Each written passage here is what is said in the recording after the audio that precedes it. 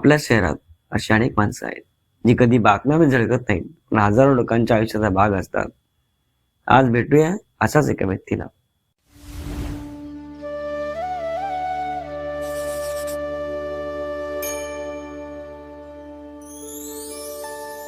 नमस्कार, मी निलेश झालटे.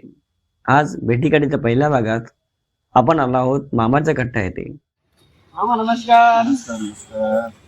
हे आपले मामा. मामा तुमचं नाव? विजय अंदाज मणिकर. विजय मणिकर मामा आहे हे आपले. आणि हे इथं आपलं या हॉटेल चालवतात. आपली मामाचा कट्टा म्हणून इथं आपल्याकडे प्रसिद्ध आहे.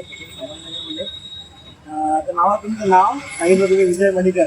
कधीपासून आपण इथं आलो आहे? कमीत कमी 2 ते 3 वर्ष झाली. 2 ते 3 वर्ष झाले. आणि तुम्ही ज्याचा किती लोक काही येत नाही. आता किती लोक असतील? एक 500 वगैरे होती. 200 500 लोक आले येतात. 400-500 लोक आरामशीर राहतात. सगळ्या प्रकारचे लोक इथे येतात. हो, सगळे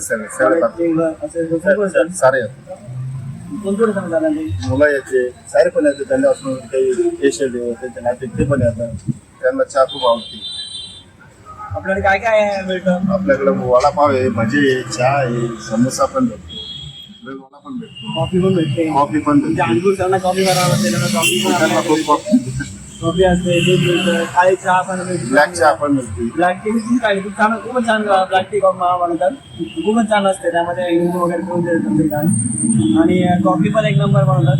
आणि सगळ्यात त्यांची खासियत जी आहे ती भज्याची आहे. ते आपण पुढच्या व्हिडिओत दाखवता पुढे आपली जेव्हा ते भजी तळतील तर ते खूप छान बनतात. त्या भज्यामध्ये खूप चांगल्या पद्धतीचे इन्ग्रेडियंट वापरलेले असतात. आपण बघतोय की हे आपले मामा भजे काढताय. मामा या भज्याच्या पिठामध्ये तुम्ही काय काय टाकलेलं आहे? त्याच्यामध्ये जिरे आहे, ओवा आहे, पालक आहे, कोथिंबीर आहे, धने आहे, लसूण, मिरची आणि घरचं पीठ. याच्यामध्ये बाकी काय टाकलेलं नाही तुम्ही? ओवा सोडा टाकलेला नाही ना? नाही, सोडा नाही, काहीच नाही.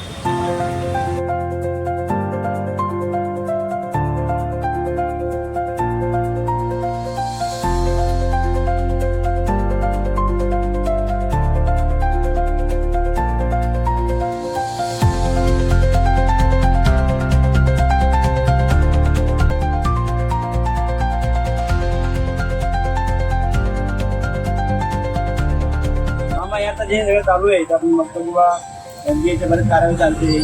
ते वेगवेगळं वापरता पदार्थ. तुम्हाला काय वाटतं काय केलं पाहिजे? वापरलं पाहिजे लोकांनी? नाही, ते नाही वापरायला पाहिजे. कारण की त्याच्यामुळं आपलं शरीर नुकसान आहे. ते चांगलं करू लागतं. आणि त्या पद्धतीला कुठल्याही प्रकारे काही वापरत दररोज 4 किलो तेल, दररोज नवीन तेल नवीन बघा बघितलं की नवीन तेल भजायला वापरतात. त्यामध्ये सारख्या हेल्दी नसतात तसं काही हेल्दी गोष्टी असतात. खूप चांगलं मामा. आणि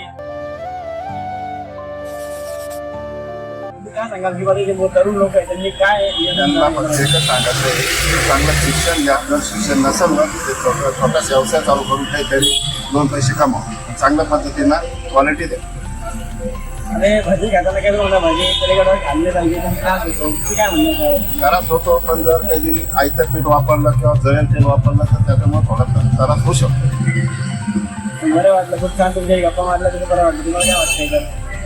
खूप चांगलं वाटलंय. आपली सर खूप छान वाटते. आमच्या ऑफिसच्या खाली जी टपरी आहे तिथं आम्ही रोज चहा प्यायला येतो मामाच्या कट्ट्यावरती. आणि ह्या भेटीगाडीचा आता जो हा एपिसोड पहिला आपण करतोय, हा पहिला एपिसोड असल्यावरती हा मामापासून करावा असं आम्हाला विशेष वाटलं. आणि म्हणून आम्ही हा मामापासून हा एपिसोड करतोय.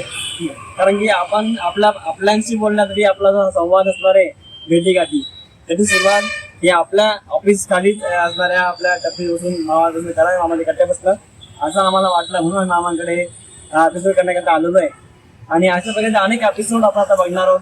आपल्या अनेक लोकांना, आपल्या जवळच्या माझ्या मित्रांना, माझ्या जुन्या व्यक्तींना भेटणार आहे, नवीन लोकांना भेटणार आहे, नवीन ठिकाणं बघणार आहोत. खूप काही गोष्टी या भेटीगाठीमध्ये असणार आहे. म्हणजे आपल्या सर्वांची उत्सुकता होती की काय आहे भेटीगाठी, तर हे आहे भेटीगाठी.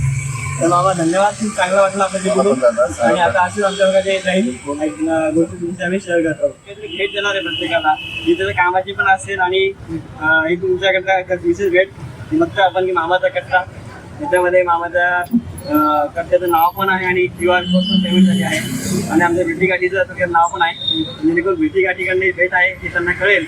आणि सर्वांना मामाच्या कट्ट्याचं नाव आणि परत यावेळी बोलणार नाही. मामा तुम्हाला एक आज स्पेशल आहे आमच्याकडनं. मी सरांचा करतोय त्यांच्या आम्हाला